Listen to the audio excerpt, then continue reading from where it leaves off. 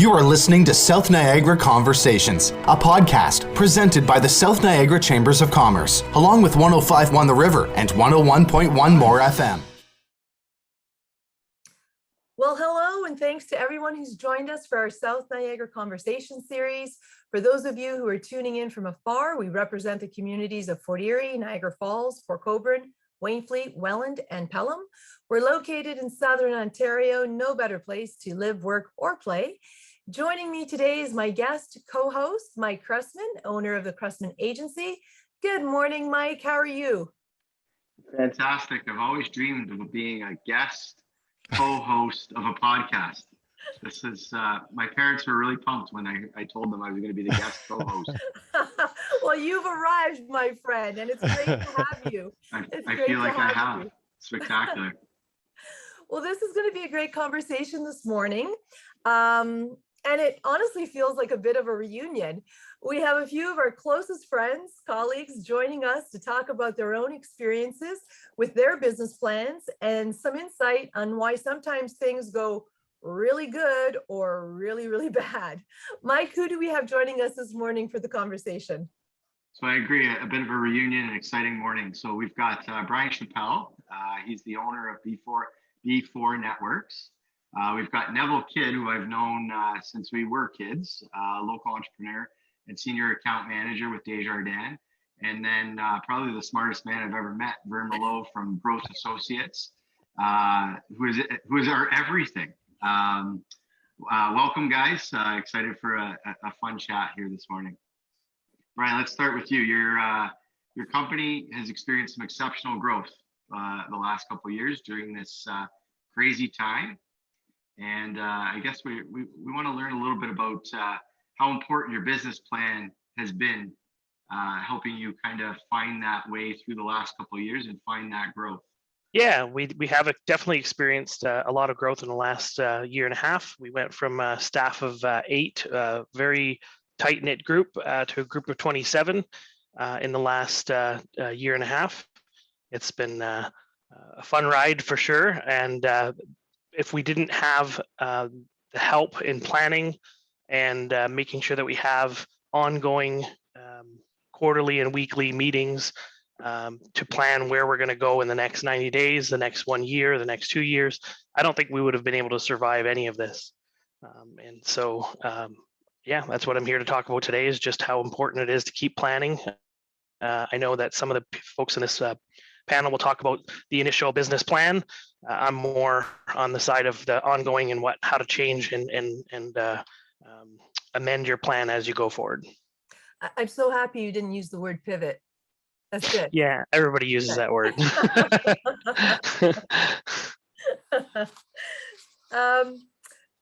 So we'll get some comments from all of you, and then we'll come back because there's lots of meat here. So Neville, you're kind of on both sides. You've been on both sides of the fence in terms of needing a business plan for some of your own initiatives, and then requiring a business plan from businesses that are looking for financing.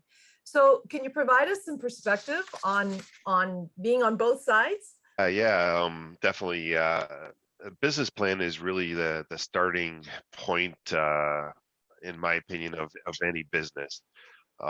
When you're trying to get things off the ground and figure out where you need to be or whether you're going to build a house, it's all the same. You need a plan.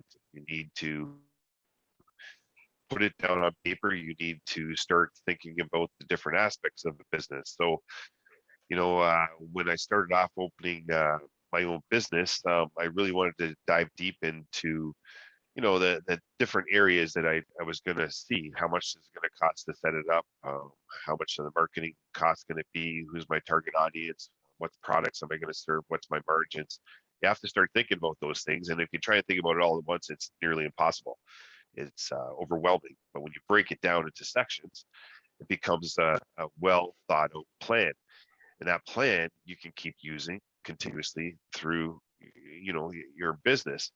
Now, on the financial side of things, when I come turn corners into banking and really focusing on the entrepreneur who's coming to me looking for financing, well, the businesses without a plan really had a hard time explaining what they wanted to do.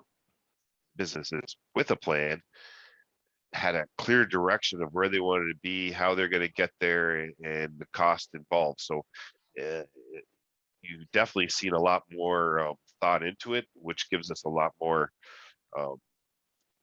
faith in the prospective loan that we're looking to do for that company, right? Whether it be into margin, receivables, inventory, whatever, right? So anyways, it really becomes helpful to analyze and see where you're going with the business and what you have and who you are, right?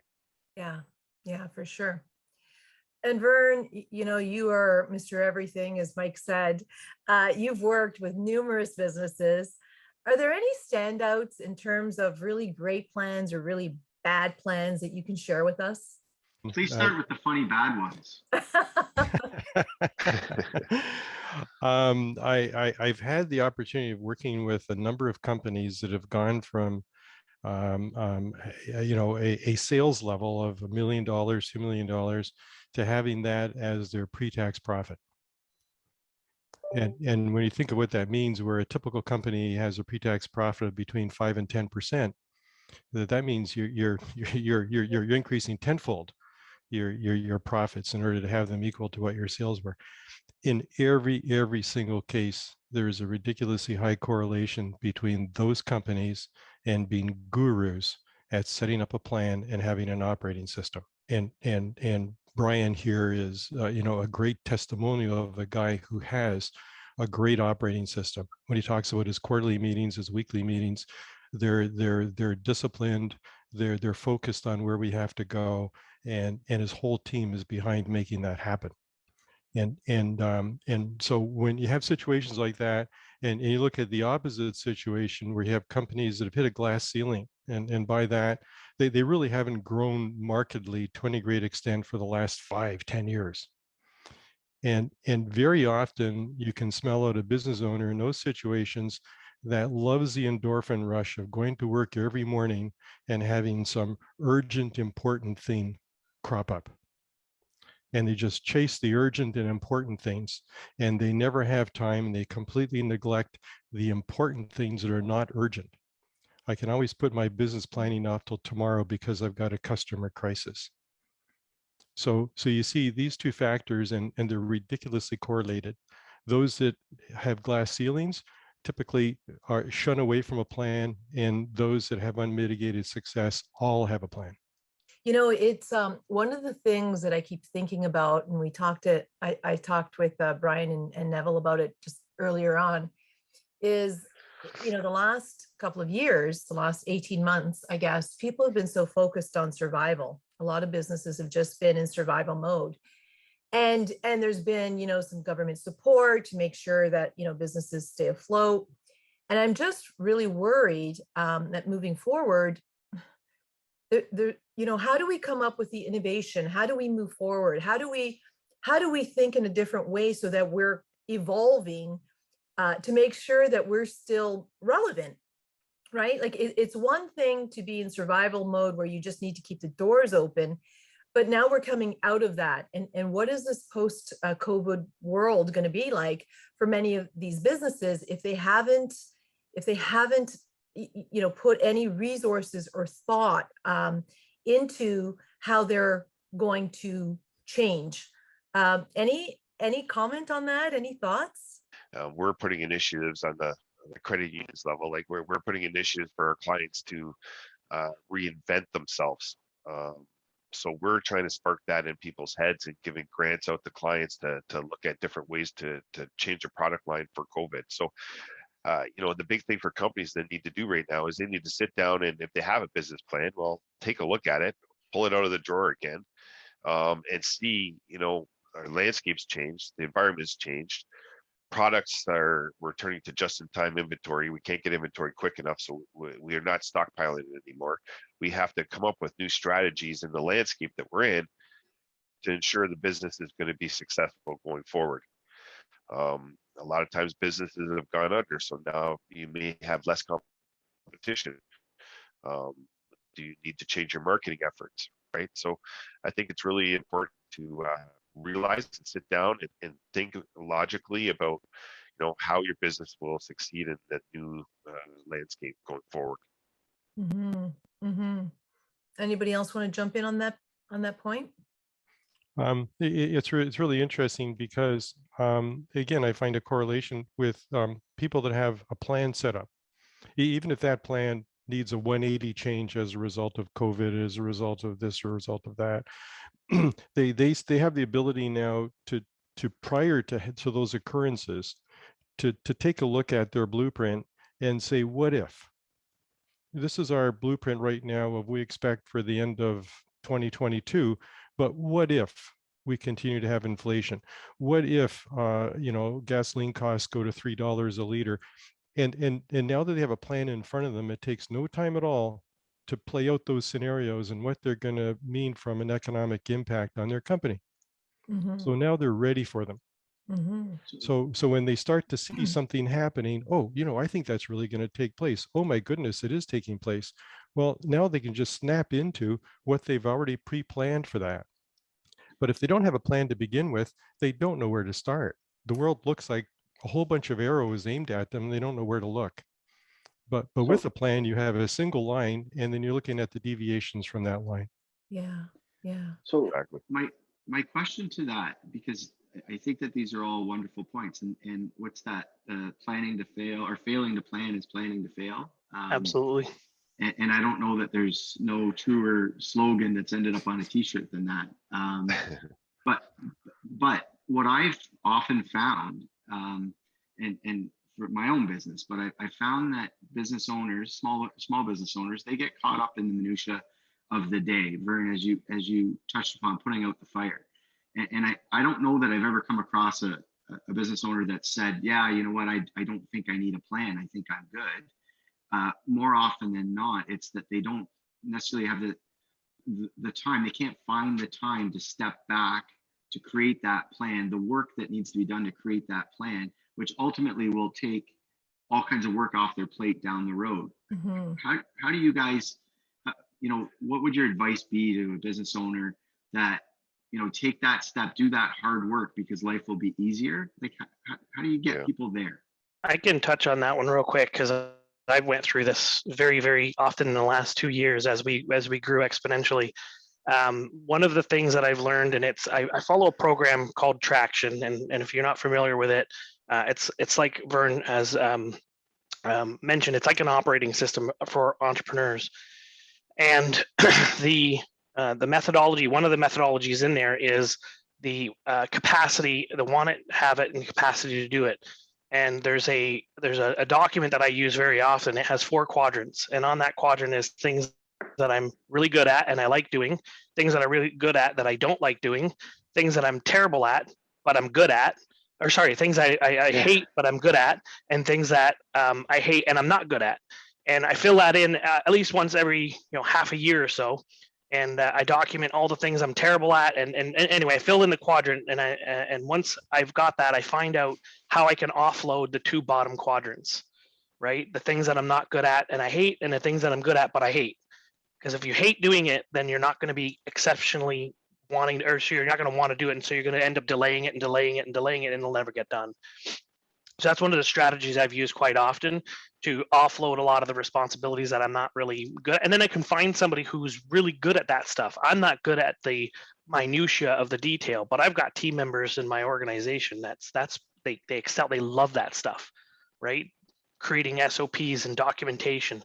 I can't stand it, but somebody else loves it. They thrive on that. And so finding those people to offload or hire people, now all of a sudden I have more capacity to go out and meet with more clients, sign more deals, grow the company, and just focus on the organization versus, like Verne mentioned, the minutia of every day.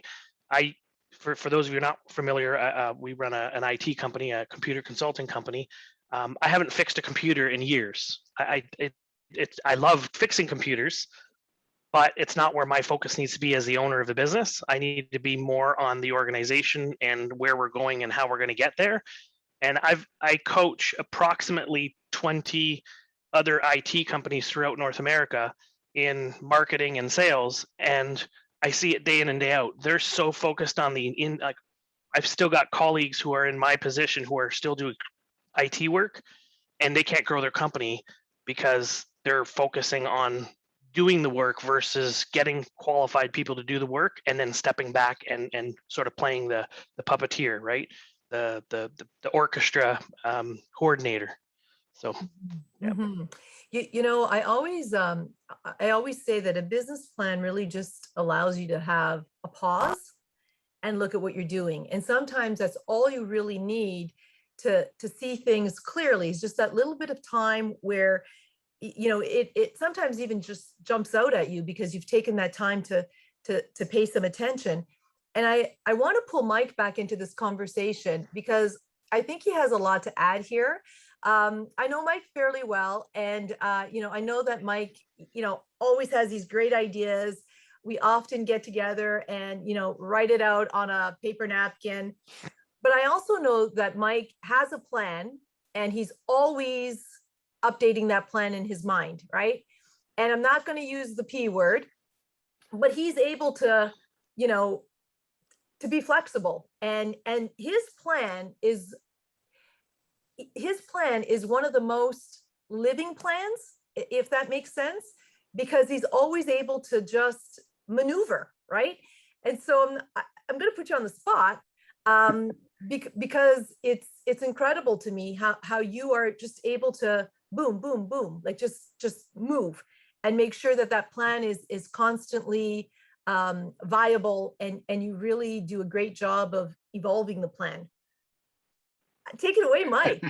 Well, I'm gonna have to either thank my wife or my mom for paying you to say all those nice things about me.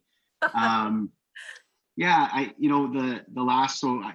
been living in my own world now, in the advertising marketing agency world for 5 years, and I do, like, every day. I mean, all through this crazy time, we've had to figure out a different way to do everything that we do. But for me, a lot of that is rooted in my old world when I worked for the newspaper groups. And I worked in an industry that was in many ways, dying isn't the appropriate word, and all my friends that still work in the industry would hate me for saying that, but it needed to evolve aggressively very quickly. And our day was constantly all about trying to take a legacy business and evolve it into the new world, and not just, hey, we're here, but have it thrive and live in that new world. So I think that was just implanted in me. And when I started doing my own business, it's just second nature now, right? Like, you can't get stuck with, hey, this is my idea, this is the way it should be done, and go down that path to ultimately fail. Small business owner, there's no choice. Most of us have families and people that count on us to be successful. So there is no choice but to figure out a way to do it. And I think the biggest part of it is not having a big enough ego, or having an ego big enough to believe that you know everything and that your way is the only way to do it. And I think that for a lot of people, getting over that ego is a big thing. Ryan, I liked how you spoke about acknowledging, there's things within your business that you're great at, and there's things within your business you stink at, because I think for a lot of business owners, they're probably petrified to admit to themselves that there's a component of their business that they're not great at, and then having the ability and then the faith in somebody else to hand off a piece of your baby to somebody. I think you get to a part of your business where you have to take that leap of faith and bring other people in that you trust to help you grow and be successful. But yeah, that constant evolution is, I think it comes back to, believing enough in yourself, but also believing enough that you don't know everything and that you need to change based on what the market wants, as opposed to what you think the market wants. Yeah, that's great. That's great advice. And it's so true. I mean, we see it through the Chamber Network, right? Like, when we get people together and they start talking, that's when the ideas really fly. And I can't tell you how many times, we've been at a chamber event, all of us, and you're connecting people and you're having a conversation, and there's an aha moment, right? Where someone is thinking, oh my gosh, I've just had an idea where, I need to do this, or we need to work together. So it's so important to, continue to have those conversations. I'm wondering if any of you have any stories about your own personal experiences where your business plan just has, you've just had an epic failure. Like there's just something that you were planning on and it just all went to hell. Every day. I mean, I think that's so the true. reality. If you don't come home at the end of the day having failed at something, you just didn't try hard enough.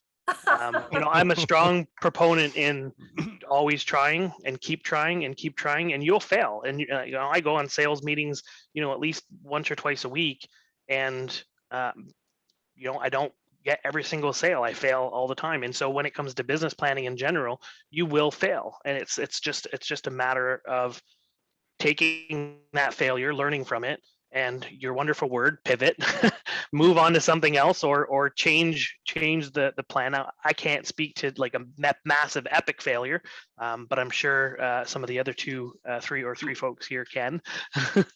So can I ask though, because I think dealing with and failures, it feels like a harsh word, but a loss, right? Like you didn't win whatever it was that you were trying to accomplish.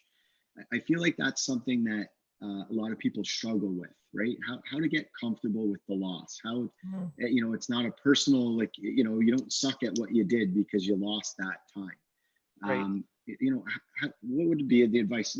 This is for everybody, but what would be the advice for somebody that, poured their heart and soul into something and for whatever reason, it just didn't work out? Like, how do you get over that? How do you move on? How do you learn from it? If I could jump in on that one, one of the things I wrote down in my notes initially was, I believe one of the biggest impediments of any business owner to not create a plan is exactly that, a fear of failure. Yeah. I don't want to put down that I'm going to grow 25% this year when I grow 5%. I don't want to think that I failed. And the good business owners, corporate executives, as Bryan just said, their mindset is okay failing. The old line that, who took the most shots on a goal and didn't get him in was Wayne Gretzky. The highest goal scorer took the most shots that didn't go in. Yeah. But didn't care. So once we get over that fear of planning something, putting it down, committing to it, and not making it, then we're okay. Because it becomes a drug that you're going after success. You find success. It doesn't matter if you find success in 1 or 4 tries. Why do I keep on golfing with a poor handicap? Because I have a couple of good drives every time. It's the same thing. I'm happy to go golfing every time and hit shitty shots. What's that about? But some people couldn't take that, and they never want to golf again. And I think that's the difference, and you have to overcome it. If you don't overcome it, you're not going to make it. Yeah. And that's really the definition of a true entrepreneur, right? Being able to fail and just coming back and trying again and again and again. Yeah. How many wildly successful entrepreneurs have gone bankrupt 3 times, right? 100%. Yeah, and there's always those articles floating around about like the, Jeff Bezos or, some of these like wildly, unbelievably successful people and all the different iterations of the company that ultimately became the success that we know these people for. And those stories are, I still think that there's a trait within somebody that it is a difficult thing for people, right? To not take it personal, right? It's not a personal failure. It's and I think that's something that it's difficult for people, right? I think sometimes the failures, it gives us an opportunity to learn, right? When we have the plan in place and then we have a catastrophic failure, okay, what went wrong? What didn't I think about? And by having that in place, we can figure out exactly what it was. Like, I remember putting a business plan for a store, grand idea of having batting cages, set up financing, the whole 9 into it. Didn't contemplating insurance. Didn't even think about it. Didn't think the cost would be so astronomical that, God, what do I got to charge to turn a profit? It's just insane. So I completely had to shut out that line and go different direction, just cost wise. So I think having these things in place and having these failures, it's not a bad thing. It's a learning tool, and it allows us to grow and be successful on the next time around, right? So I think that's a big thing for most entrepreneurs is and you said, Mike, earlier about where do you do, like, I know I can tell you how many entrepreneurs don't have a business plan, a ton, right? And it is I think mine ended up being 50 pages. It can be very cumbersome. It can be very shocking and scary, but take a starting point, baby steps. BDC, Business Development Center, Business Development Bank, a lot of people call it, is a great starting place. And it's a Canadian government run organization, all kinds of fantastic templates that allow you to take those baby steps. And if you're having a problem, you start there, and you start writing down some ideas, and then it starts growing and growing and growing and becomes your plan, right? And they have some fantastic seminars and things you can learn, on what to do and how to change, right? So there's all kinds of great resources available if you take the time to. That's true. That's true. I want to give a quick shout out to our sponsor, a little commercial here for the Small Business Center, Enterprise Center, City of Niagara Falls. Thanks to you guys for your support. Do you have an idea for a small business? Maybe you're trying to grow a business that you've already started. Whatever the case, the Niagara Falls Small Business Enterprise Center is a community service that is here to help, offering entrepreneurs the tools to start and grow their businesses. The Small Business Enterprise Center is your one-stop for free business information and advice. Serving Niagara Falls and South Niagara, learn more about how we can help you and your business succeed at niagarafalls.ca/SBEC. So there's a lot of resources out there. We should talk about that a little bit. I know that the BDC is one. Are there any other resources that any of you guys have tapped into that you would recommend, or were helpful? I know from my perspective, what's changed a lot. Like I didn't have an original business plan like Neville's suggesting, and I think that everybody should have one. My planning has come from trial and error. And then when we were introduced to Traction, I believe it was Verne who introduced us to Traction originally way back. And Traction has sort of an operating system, like we mentioned. That resource, that book, and all the resources that come with it is a good step to planning. So from my perspective, planning is, you create a goal where you want to be in 3 years, but a goal is just a dream. Now we got to determine how we're going to get there. What are we going to do in the next year in order to get there? What are the 5 or 6 things we can accomplish? Okay, great. We have our year plan now. What are we going to do in the next 90 days in order to get there? So every quarter we're reevaluating, rechecking, and revising. And so having that as a resource, some sort of system that you can use over and over again. It's not necessarily a public resource, but it's still a resource in the sense that it's done for you. You just have to pick up the book, or there's many of them. I believe there's Scaling Up, there's Traction, there's a few of them that have the same philosophies, and take it and run with it. But yeah, just having a plan on where you're going to be in 5 years or 10 years is not good enough. You've got to break that right down into, what are the action items you're going to do in the next 90 days. Yeah. And Verne, you run a lot of the peer advisory groups. And in those groups I'm just curious, are business owners, are they sharing their business plan? Are they talking about, some of their ideas? Yeah, where I found it to be successful for peer advisory groups is past clients of mine that have used Traction or something of that nature and are down the road of setting up business plans. And when I bring those people together in non-competing businesses, then we're all on the same page. We're all talking the same language. We can very quickly roll up our sleeves and get into what our particular issues are and share them with the group and hear what the group has to say as far as input and suggestion.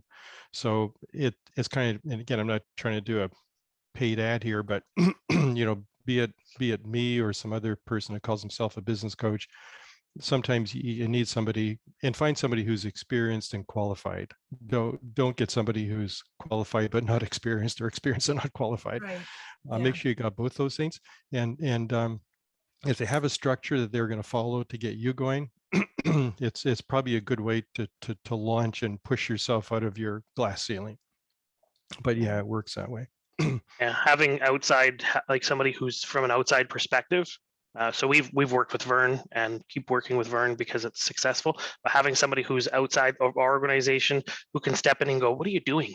Yeah. Right? Sort of like bonk you on the head and say, like look at over there. So as an example, we were looking at an acquisition in the beginning of 2020, and I was, I don't want to do that. And Verne's like, bonk, like, go do it. And it was wildly successful. And so sometimes you just need somebody outside your organization to just kind of shove you in the right direction. And so I'm a big proponent of what Verne does with the peer advisory groups, because now you got folks who are outside, many folks who are outside your organization, and they've been there, done that, or they have a different perspective on it. That maybe because in my industry, nobody's ever done it that way. Now all of a sudden we're getting outside input saying, well, we've done it this way and we've solved that problem like many, many years ago, and my industry hasn't solved it. And I'm just looking at my industry. I'll never find that solution.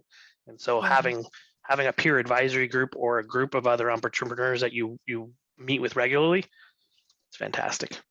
Yeah, I think there's a lot of value in that too, because sometimes you just can't see, what's the saying, the forest for the trees, right? Yeah, exactly. Is that right? Yeah. Okay. Yep. I got that right. Yeah. There's so much value in that. I know that we're getting close to our time. Any closing comments or remarks from you guys? This has been such a great conversation. Yeah, Verne.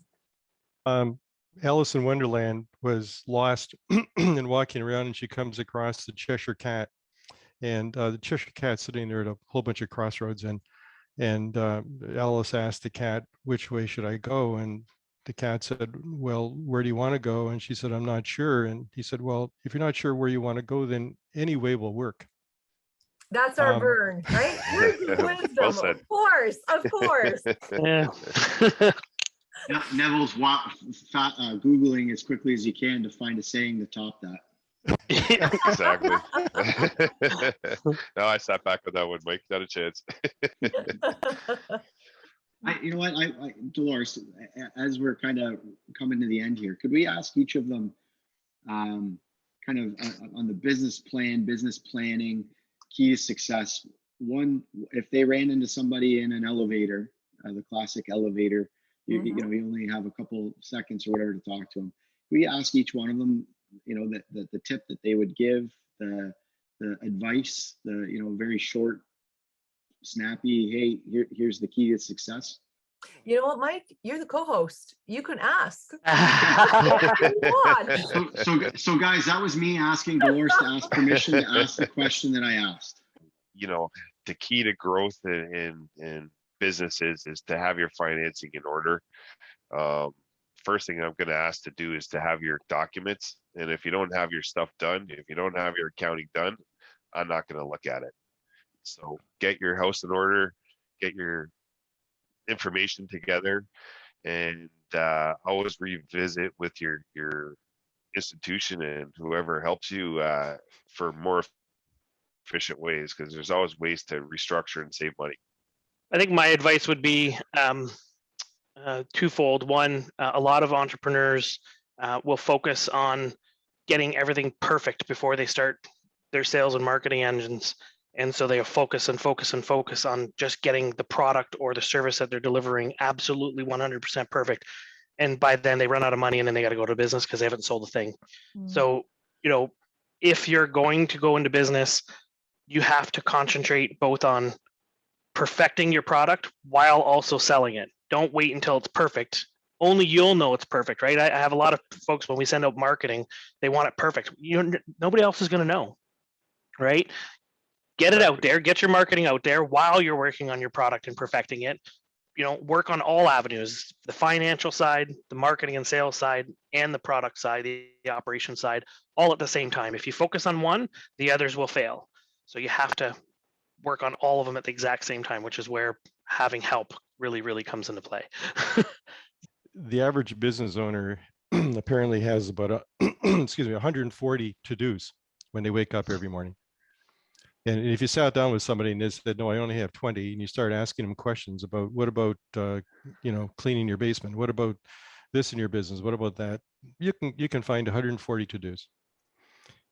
Every single one of us all have universally 24 hours in each day. The secret to success is to know which are the top 3 of those 140 you should be doing today. Right.